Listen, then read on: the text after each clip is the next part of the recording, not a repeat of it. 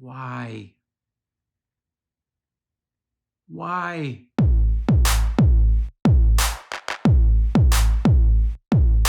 This episode of the Movie Minute, we're talking about director Matthew Vaughn's new film, Argylle. Oh boy.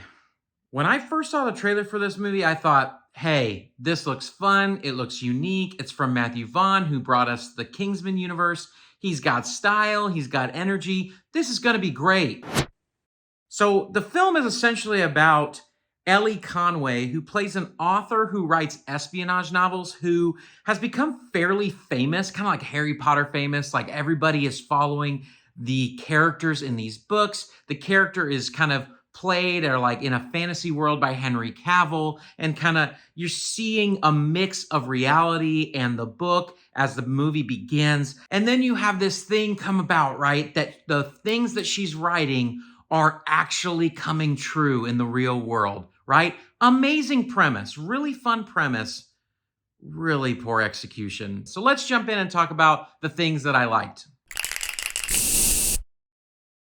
So at the forefront of everybody's mind when they see the trailer for this, the cast is great. It's an amazing cast. I mean, you've got Bryce Dallas Howard, Henry Cavill, Bryan Cranston, John Cena, Sam Rockwell, the man himself, Samuel L. Jackson. You've got all these incredible people, great cameos, Dua Lipa. I mean, there are so many little nuggets of cast gold in this film. Another thing that really kind of soared in this film was the action sequences. Absolutely, the action sequences are amazing in this film. They're really fun. There's about 3 major ones that are just really, really fun to watch. Really silly. It has a really cool style to it in general that I enjoyed. And lastly, I think I really enjoyed the music. The soundtrack was really good in this movie. It lended to those action pieces. It made the film feel more fun. It made the film feel like it was moving a little bit faster. And so I enjoyed the song selection in this film. I enjoyed the sound design in this film. They really did a good job. And I'll give a nod to the cinematography as well. I mean, there's some really cool shots in this film. But I mean, as we know, you can have as many cool shots as you want. I mean, look at Snyder, right? I mean, you could have some amazing looking film, but it not deliver. So let's talk about what I didn't like. I will start with the caveat that I think I went in with higher expectations than I should have for this film. And high expectationitis, that I call it sometimes, is pretty rough. Like, you go into a film thinking it's going to be good, and then it comes in under what you were thinking it was going to be. It's really, really a tough watch. So I will give that caveat. So first of all, the script was terrible, guys. I mean, it really, really was. It was convoluted, complicated, overly long. The film is standing at around like 2 hours and almost 20 minutes long. This film is way too long, meaning the script was way too long. And so it just, the script was bad. Now, I want to talk a little bit further about the script really quick from a filmmaking and a writer's standpoint. I've talked and shared before that in film, there is expositional dialogue that needs to happen. We need to know aspects of the story that you need to tell really quickly to help the audience understand what's happening.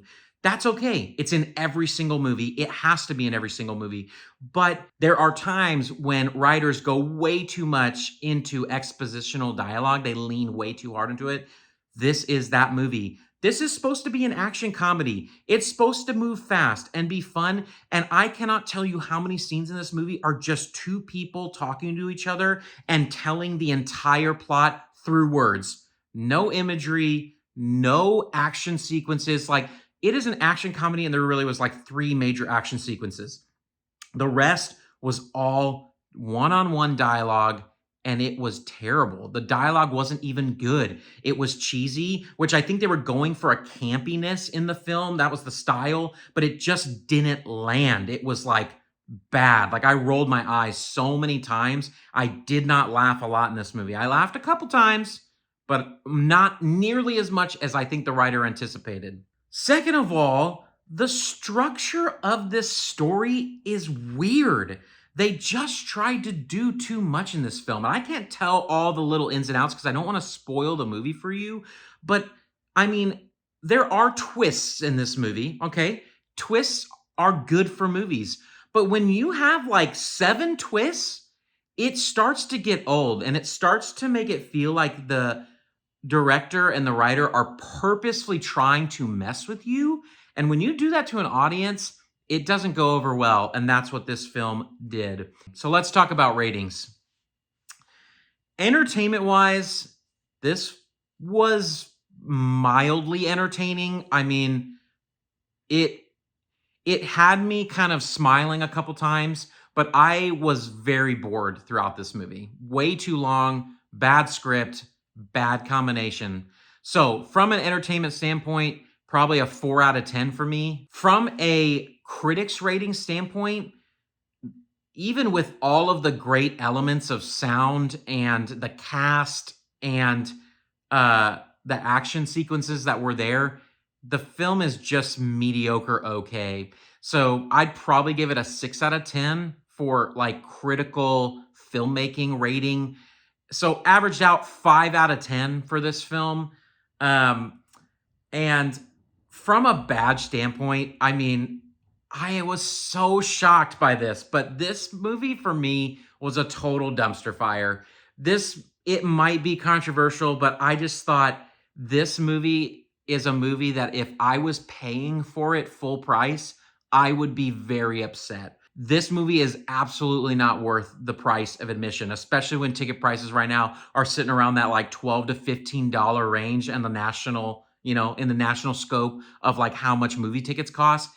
Absolutely not worthy of that. I don't even think it's really worthy of a streaming watch. This fell so far short for me. I feel like Matthew Vaughn really thought he could kind of take it easy on this film because it's a little bit of a soft connection to Kingsman, and it just showed. I mean, the directing was weak on this one. It fell apart multiple times throughout the film, and it just didn't land.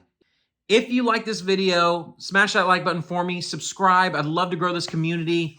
And answer me this question. Do you like Matthew Vaughn as a director? What's your favorite film that he has done? I'd love to know. Sound off in the comments. And until next time, everybody, peace out.